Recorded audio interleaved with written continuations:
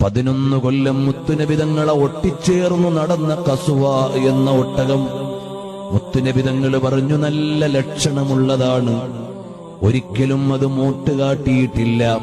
ഹബീബായ സല്ലല്ലാഹു അലൈഹി വസല്ലം തങ്ങൾ റബീഉൽ അവ്വൽ 12 വഫാത്തായി.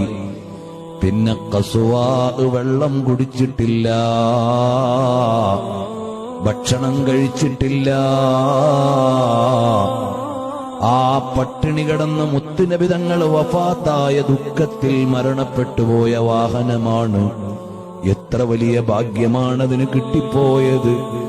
അതിന്റെ ഒരു കുളമ്പിന്റെ അടിയിലൊന്ന് ചേരാൻ കഴിഞ്ഞിരുന്നെങ്കിൽ നാളെ സ്വർഗത്തിലെത്തുമ്പോൾ ഒരു പരിഗണന കിട്ടിയേനെ.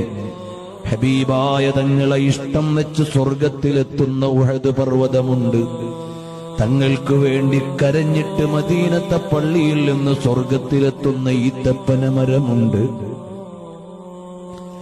തങ്ങൾക്ക് വേണ്ടി സങ്കടപ്പെട്ട് തങ്ങളോടൊപ്പം ചേർന്ന് നിന്ന് ഈ വസ്തുവകകളെല്ലാം അവിടെ എത്തുമ്പോൾ മുത്തുനബി സല്ലല്ലാഹു അലൈഹി വസല്ലം തങ്ങളുടെ ഖബറു ശരീഫിന്റെയും മിമ്പറിന്റെയും ഇടയിലുള്ള ഭാഗം നാളെ സ്വർഗത്തിലേക്ക് ചേരുന്ന ഭാഗമാണ്.